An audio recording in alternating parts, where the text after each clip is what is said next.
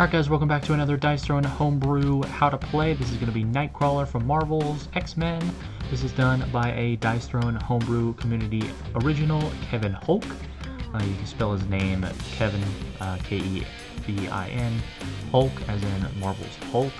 He makes a lot of Marvel characters, and we're going to go through a few of his Marvel characters throughout this week, starting with Nightcrawler. So Nightcrawler has 3 new status effects for us to look at. The first one is we're going to be doing is Faith. You begin the game with Faith on your board.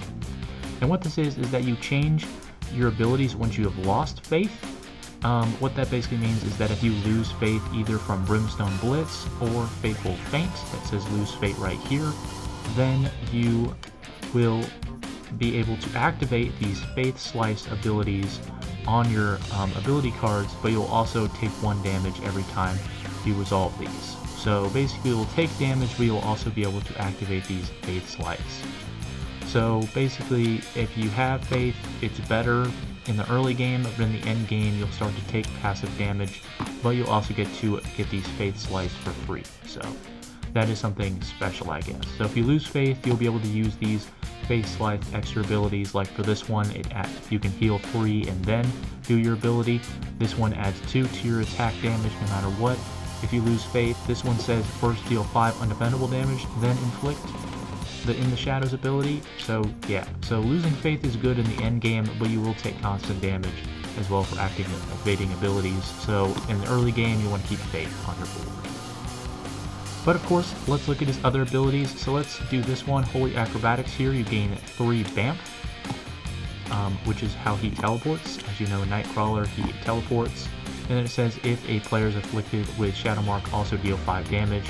So Shadow Mark is a ability effect that you can add to other players, but we'll focus on that when we inflict it.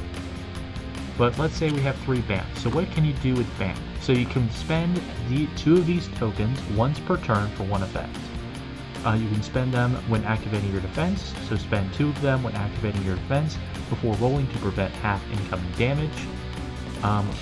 You may spend 2 of them at once to resolve a Faith Slice effect while still having Faith on your board, so you can still get these Faith Slice things here for free by spending 2 BAMF tokens instead of losing Faith.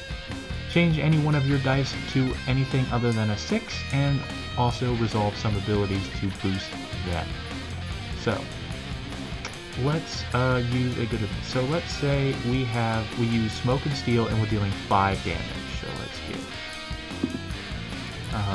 so we're dealing 5 damage. When it says you may resolve some abilities, you may spend them to boost them. It means by this: if you spend 2 BAMF here, you can make 5 defendable damage turn into 5 undefendable damage, which we're going to do so, and that will make our opponent take. Use this as an opponent.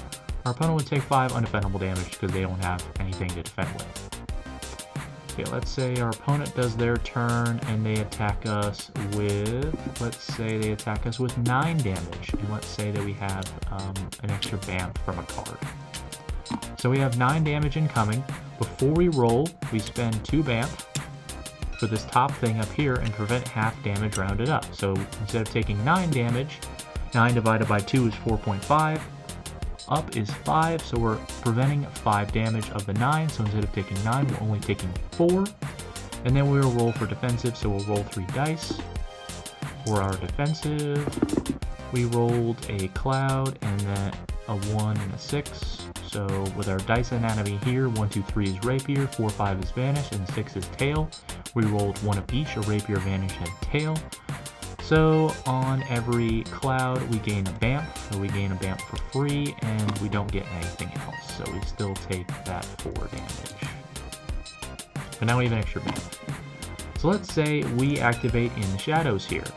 We inflict Shadow Mark on our chosen opponent and we draw 1 card for free. So we draw 1 card for free, and we inflicted Shadow Mark on an opponent. Alright, so let's say that we had 2 BAMF on our board, and we spent them for that Faith Slice ability. So we deal 5 undefendable damage, and then inflict Shadow Mark. So we don't have any BAMF anymore, so let's activate this one again.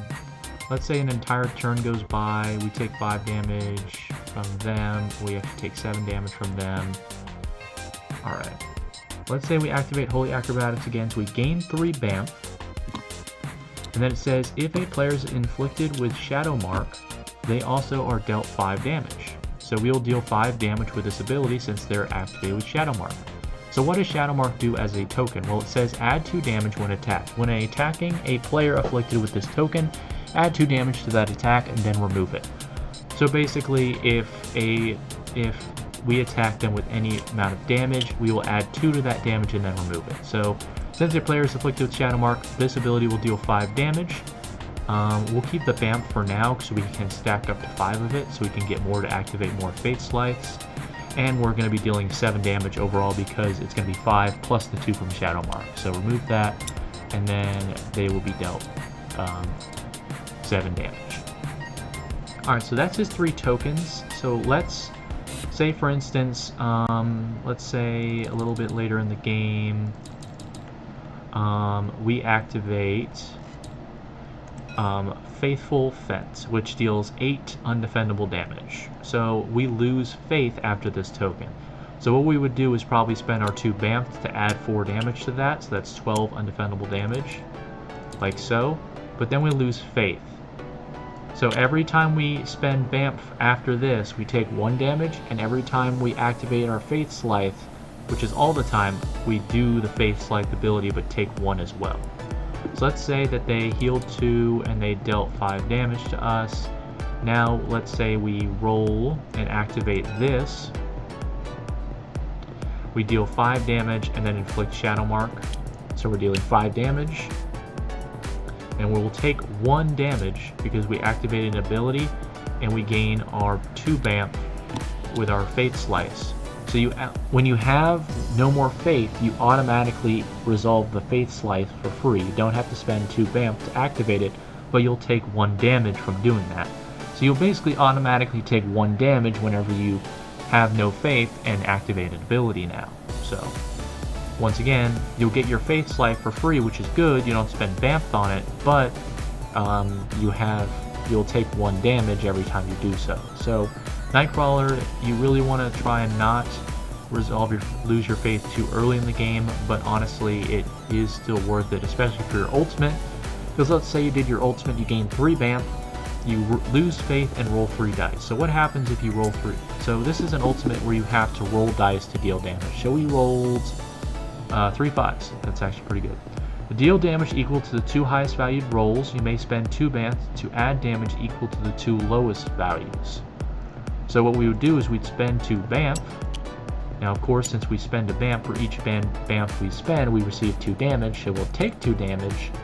But now we can do damage equal to the 2 highest rolls, 5 plus 5, but also add damage equal to the 2 lowest rolls, which is still 5 plus 5, so that's 20 ultimate damage, plus the Shadow Mark, which is now 22 ultimate damage, which results in a game win. So the ultimate's pretty powerful, but do remember every time you spend BAMF, including spending 2 BAMF on the ultimate, for this add the damage equal to the 2 lowest values, you have to take 2 for each BAMF you spend. So again, the main thing about this character is that you want to keep Faith on you as long as possible, but if you do activate your ultimate or your mini ultimate, that's also good too. But really don't want to do it that early in the game because then it's going to be a nightmare to get that health. That health drop is just going to keep losing you health over time, which is not going to be that great. But yeah, that's Nightcrawler. Again, give credit to Kevin Holt and the Dice Throne homebrew for making such a cool Marvel homebrew character. And again, thanks guys so much for watching. Like if you like, dislike if you don't, subscribe down below if you're new to the channel. And I'll see you guys next time. Toodaloo!